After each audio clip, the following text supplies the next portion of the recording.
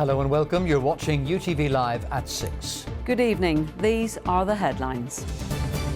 Murdered in her own home, Sarah Montgomery, a young mother from Donaghadee, becomes the 27th woman in Northern Ireland to be violently killed since 2020. Police have made 2 arrests. Another young mother, her life being taken. It's just such a tragedy, and it just really underlines for us all, once again, that we have a huge problem in our society with violence against women and girls. A murder too in Newry, as a woman is charged over the death of a 40-year-old man in the city.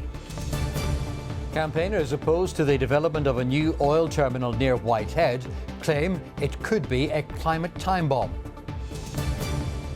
Also tonight.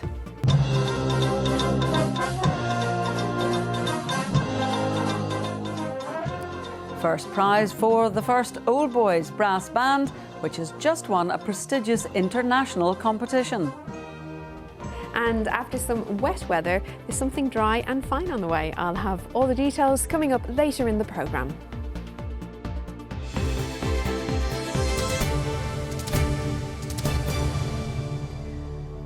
UTV understands that a young mother murdered in her own home, the very place where she should have felt most safe, was found by her grandfather. The news came as detectives made a second arrest in their fast-moving investigation. 2 people are now in custody. One of them, a 28-year-old man, is held on suspicion of killing Sarah Montgomery. Police have been given an extra 36 hours to question him. A 42-year-old woman has been arrested on suspicion of assisting an offender. Here's our crime and security correspondent, Sharon O'Neill. Sarah Montgomery, already a mother of 2, and looking forward to welcoming another wee one into the world in August. All of that gone in an instant when the 27-year-old was murdered in her own home here in Donaghadee, County Down. Sarah, the latest victim of Northern Ireland's epidemic of violence against women. She leaves behind children too young to comprehend the horror of what happened.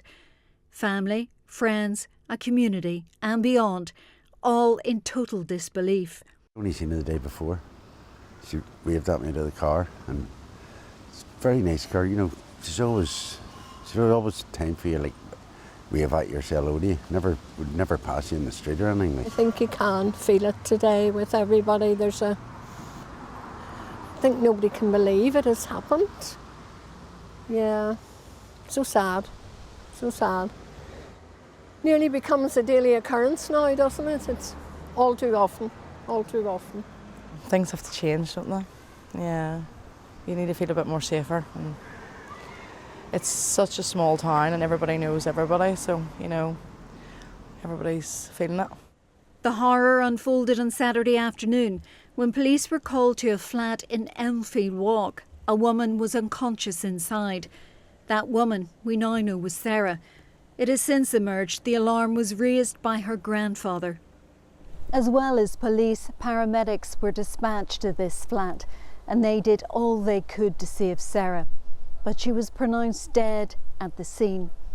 Another woman added to the terrible toll of femicide in Northern Ireland. Devastated, devastated.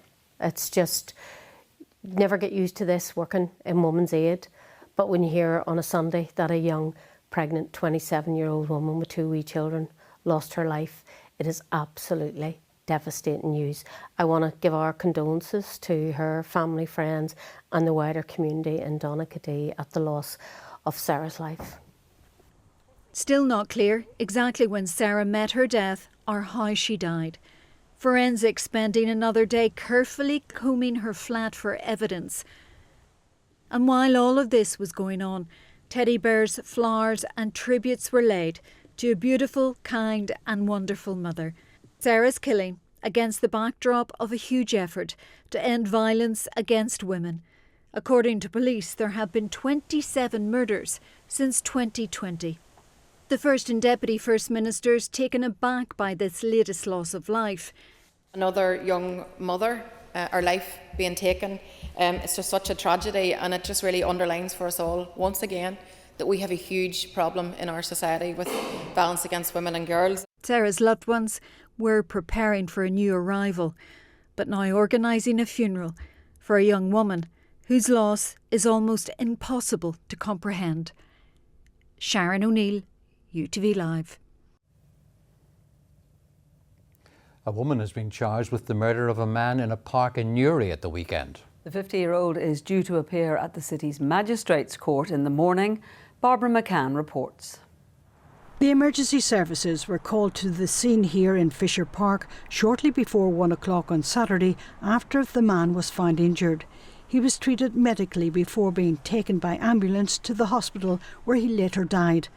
This morning there were few signs that there had been an incident here over the weekend. Workmen were carrying out a scheduled clearance of bushes, but someone had placed a single bunch of white roses at the gate in tribute to the 40-year-old man who lost his life. Others had brought candles to pay their respects. A 50-year-old woman, who was detained by police shortly after the victim was found injured, has now been charged with his murder. She is expected to appear before Newry Magistrates Court in the morning. Barbara McCann, UTV Live, Newry. Policing has received an additional £12 million during the redistribution of Stormont funds, known as a monitoring round. But Finance Minister John O'Dowd said that the £5 million set aside for the cost of recent disorder is essentially wasted money, which could have been spent on other public services. Paul Riley reports. On the front line, a force under strain. The Chief Constable has repeatedly stressed the need for more funding, especially in recent weeks. Today, the Finance Minister made good on a promise, with £5 million to cover the cost of this month's disorder and £7 million in a first step towards bolstering police numbers. But John O'Dowd was blunt about the bill for rioting. It's quite improper we give it to the PSNI and to support them in that regard, but it's money literally wasted. You know, that £5 million could have been used to start the recruitment of extra PSNI officers. It could have been used to recruit nurses, teachers, classroom assistants. You name it around this room, and that money could have been used for that. So it is very frustrating that a minority of thugs has cost this society £5 million at least. Also in line for money during this Stormont monitoring round, a reallocation of unspent funds, the Health Service, £25 million to deal with ongoing pressures, well below the £600 million Minister Mike Nesbitt says he needs, having already said he'll overspend by £200 million to cover pay awards. Extra funding too for education, with an allocation towards the Executive's commitment around childcare, as well as more than £12 million for special education needs and £8 million for the Education Authority. Stormont's opposition leader suggested the £16 million underspend on the A5 project, which was quashed at the High Court last week, could actually be much greater. This document, the 25-26 budget published just a few weeks ago, allocates £181 million for the A5. It looks like none of that could be spent this year. Minister, are you as Finance Minister going to be handing back nearly £200 million for the unbuilt A5, which could cost lives because of a failed planning process that you, as Infrastructure Minister, oversaw? It's too early to say as to whether the A5 budget in its totality will not be spent, or will be spent, or some of it, or all of it will have to be returned. And there's a number of hurdles to be navigated before we even reach that stage.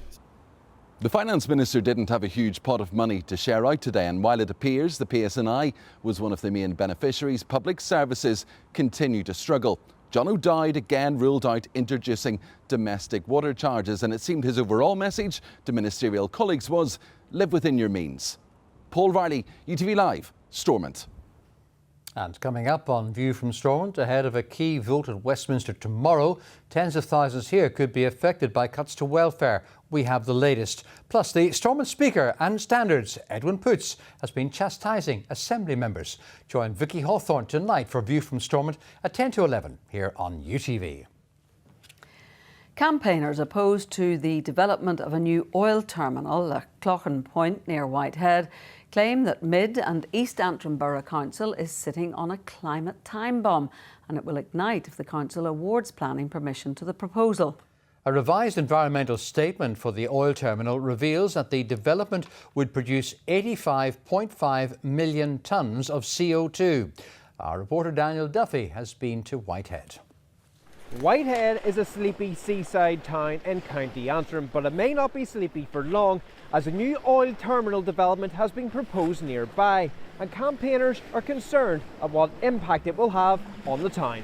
We're talking about a huge impact in terms of climate change, huge emissions from this, 85.5 million tonnes of carbon. And that's totally not in line with our commitments in terms of, the Climate Change Act, the carbon budgets, the Climate Action Plan, all the things that are in place legally to help us stop carbon pollution and to tackle climate change. What would your message be to the council about this proposed development? Oh, we think the council should say no. There is no strategic need for this development. Northern Ireland has functioning oil terminals in Belfast Harbour and at Maydown. We don't need more fossil fuel infrastructure, and it also goes against the council's own local development plan. The plan for this area is to increase recreational use. At the weekend, Whitehead is full of tourists, with many camper vans pitching up in the area to take in the sea views and enjoy water sports like swimming and sailing. Some residents feel the development could put an end to all of that. We are a town that is based on a tourist economy, and I worry very much that this development is going to have an impact on that we could turn into one of the typical small towns with the closed shops, with the deteriorating centre, with the lack of activities for its residents and others to participate in. It is estimated there will be 2,000 HVG journeys a week to and from the terminal. It could cause traffic congestion, but could there be a positive impact? Are there any benefits to this? Because you'll have a number of lorries coming through. Will those lorry drivers get their cup of coffee, have their breakfast in Whitehead? Are there no positives to this at all? From the way I see it, not for the local community. Even the proposed job sites, it's not going to be benefiting our community. It's people that are going to be coming in. And then any of the lorries that would be coming in, it's a transient atmosphere, right? So they're just going to be coming in to Key Lane, picking up the oil, and then leaving either north or going towards Belfast. Well, Mid and East Antrim Borough Council has been approached for comment, but we are still awaiting a reply. A motorcyclist has died after a crash on the Portaferry Road in Newtownards. 36-year-old Philip McClelland, who was from the town, was pronounced dead at the scene yesterday. No other vehicle was involved. Even in Somerset, police say Kneecap's performance at Glastonbury Festival on Saturday is now subject to a criminal investigation and has been recorded as a public order incident. A senior detective has also been appointed to look at the comments by Bob Villan at the event. From artificial intelligence feeding stock to waste-free meat production, some innovative farmers in Northern Ireland are doing things differently to stay viable and sustainable in a tough climate. Well, in this, the final piece in our Farm Focus series, we're looking at futuristic feeding, high-tech tracking and the diversification which is being used to stay resilient against the complicated and costly challenges facing the sector here. Sarah McCarron reports. This is the newest employee on a high-tech dairy farm near Clough-Mills. And this robot is the first of its kind on this island. Traditionally, we're just tractors, diet mixers, doing the feeding now. It's an autonomous system where we just preload bunkers with forage. The machine itself collects the forage, mixes up the meals, distributes to the cows continuously, so it's working 24 hours a day. It's labour saving, it's saving us probably around 3 hours labour a day. It's also more sustainable because it's rechargeable batteries and we have a lot of PV in the yard. Solar panels as well, so we're replacing diesel-powered tractors with green energy feeding cows. That's the heifers that are coming from Dimians. 3 generations of Casey's farm together here at Carnhill Holstein. They're pushing the boundaries of efficiency through the latest technologies with robotic milkers and special monitoring systems. So just as I am wearing my fitness tracker, Connor, your cattle sport activity monitors. What do they tell you? These monitors are from a Dutch company. There's a lot of companies doing them now, so they're basically just like your watch. They're tracking the cow's activity, their eating, their rumination. It's going all the time, tracking their every move, real time, all the time, connected to the cloud. These are investments which are paying off. Margins are tight, margins go up, go down, but the main thing is trying to stay as efficient as possible. So that's efficiency with feed, efficiency with labour, efficiency with costs. That's in like labour's a big problem right throughout Northern Ireland farms, so we're trying to be as labour efficient as possible. 18-year-old Charlie has been learning about how far farming has come from his granda and colleague Cathal. He was showing me where there were only, I think, like 6 cows, and you would have tied them up and milked them, and you had to do everything by hand. It's just, that was 50 years ago now, but the fact just it's came up, you know, more and more, and like now we have robots feeding them for us, so it's just a big change now. So we'll keep on becoming more and more advanced as it goes on. Less than 20 miles away in Ballycastle, you'll find Brockgammon Farm. In 50 acres, they farm pigs, which prepare the ground for their vegetables, which are for sale in the shop and cafe, along with their own eggs and their veal butchered on site. But it all started with goats.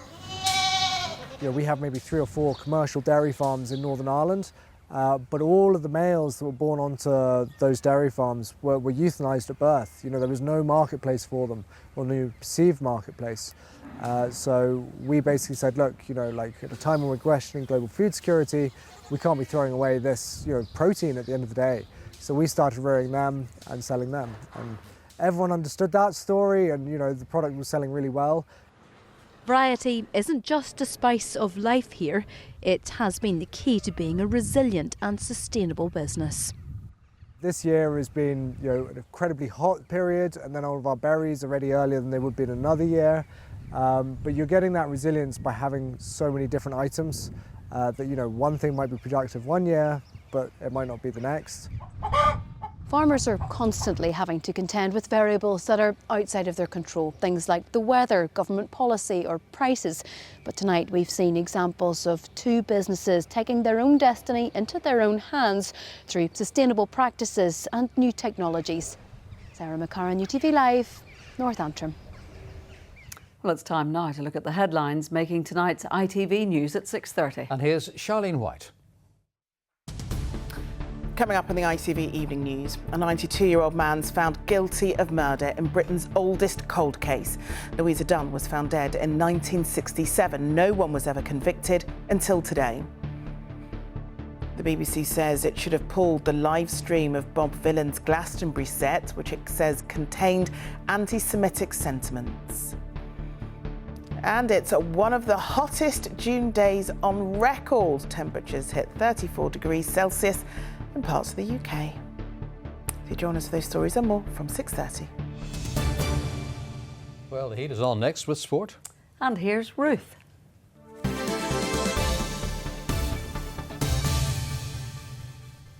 Good evening. There will be no Sam Maguire in the Orchard County this year. There was heartbreak for Armagh fans and players yesterday as their defence of the All-Ireland Senior Football Championship was ended by Kerry.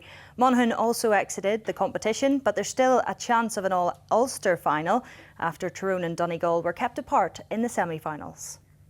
14 unanswered points is enough to dethrone any All-Ireland champions. Armagh will look back at what could have been. Had this turned out to be a goal instead of a point, perhaps they would have kicked on. Instead, they were only 1 point ahead at the break before Kerry blew them away in the second half. Sean O'Shea and David Clifford notched up 19 points between them to make up for the Kingdom's loss to Armagh in last year's semi-finals. Shawnee, like, you know, no matter what he hit, like was putting them over, and then like everybody else was joining in. So yeah, it's a 15 minutes you'd like to forget, but it happens in sport. We've done it ourselves to other teams, so it's, you know, you just have to take it on the chin. They've held their own. It's going to be disappointing for them today, but they've got an All-Ireland medal in their back pocket, and I'm sure those younger fellas there, like most of that squad, will want to push on and try and get another one. So Kerry march on to the semi-finals where they'll meet Tyrone. The Red Hands defeated Dublin, with the subs making a big impact off the bench to pull away in the final 10 minutes. You're obviously looking quality and and a good high skill level and everything else. But if you don't have that bite and you don't have that fellas prepared to work really hard for each other and there's no such thing as a lost cause. You're not going to win. So really delighted with that. And in fairness to the boys, they've shown great application all year. So overall, we're just delighted to get through it and to be into the last 4. The other semi-final, Donegal faced Meath. Jim McGuinness's side were down by 7 at half-time. Monaghan's Rory Began grabbed a 2-pointer from 50 metres right on the buzzer. Absolutely outrageous! But a second-half turnaround saw Donegal score a goal and 15 points compared to Monaghan's 5 points.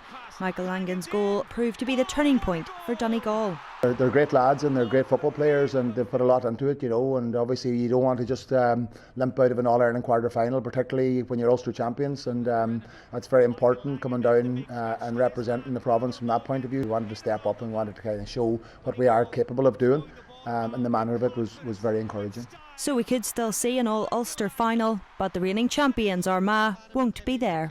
The semi-finals take place in 2 weeks' time at Croke Park. 2 tasty semi-finals there. Now Cliftonville are celebrating a record-breaking 3rd successive Women's League Cup title after a stunning comeback against Glentoran.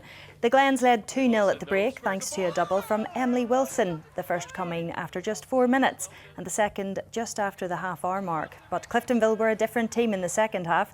Caitlin McGuinness got her first 3 minutes after the break, just before levelling before the hour mark. Further goals from Marissa Callahan and Naomi McLaughlin secured the silverware for the Reds at Seaview.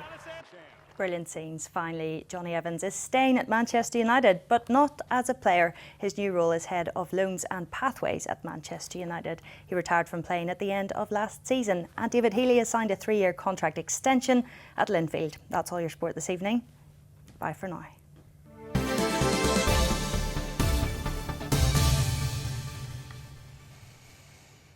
A Belfast brass band has been soaking up success in the Netherlands after becoming the first on the island of Ireland to win an international title last week. First Old Boys set the tone at the Dutch Open, and the band members are hoping that their victory will inspire more winners in the future.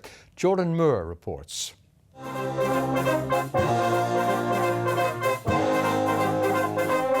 The sound of success. This Belfast-based brass band hit all the right notes, making musical history in winning the Dutch Open last week. So in this contest in particular, there were representatives from 7 European countries, which was amazing to see for ourselves. And we were actually the first band from Ireland to ever win a contest outside the United Kingdom or the island of Ireland, or the British Isles in total. So that was a big achievement and something which we celebrated pretty well on the Saturday night.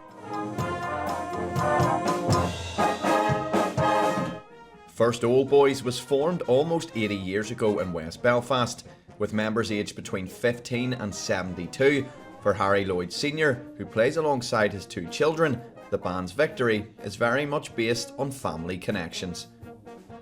So I joined this band because my daughter was in the junior band and made it into the senior band, so I came here after a period away from brass banding. There are other family connections in the band who also were there, husbands and wives. There were other parents and children there, but no, it's very much a family thing.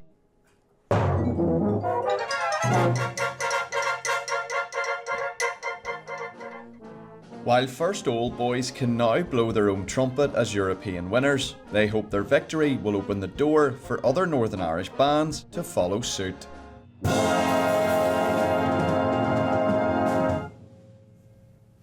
And so say all of us, now, hasn't the weather been great lately? Yeah, great. Let's see what we can expect over the next few days. Here's Ashley. Feel good weather is set to continue throughout the day. UTV weather, sponsored by the Grant Irona R290 heat pump. Hello there and good evening to everyone at home. Well, very first thing this morning, many of us started off with some dry weather. It was a lovely start to the day as well. But there's some rain out there at the moment and a lot of surface water spray out and about on the roads as well. But in general this week, there is some good spells of sunshine to come. It doesn't mean we're not going to see some showers around. It's always going to remain a little bit breezy, but overall temperatures are exactly where we would expect for the time of year. So that weather front pushing through tonight, a lot of clouds, some rain. It'll clear away though by tomorrow morning and something a little bit fresh fresher on the way tomorrow, slightly different air mass. Temperatures, though, dropping back to around 11 degrees Celsius, so very fresh first thing on Tuesday morning. Now, throughout Tuesday, the winds in general are light, but they are coming in from the north, and it is a cooler wind direction for us. But maximum temperatures into the afternoon easily getting up to around 18 or 19 degrees Celsius. And although that's a little cooler than today, I think it will feel quite pleasant if you are out and about in all of the sunshine, and just the outside chance of an isolated shower developing. But I suspect most of us getting away with a dry and fine day. Across the rest of Ireland, similar picture here as well. Perhaps the odd isolated shower across eastern counties, but overall a pleasant day with some good spells of sunshine around. Then into Wednesday, similar day again. It looks dry and fine. The winds remain light as well, but a little breezier from Thursday onward with some showers around and rain on Friday. UTV weather, sponsored by the Grant Arona R290 heat pump.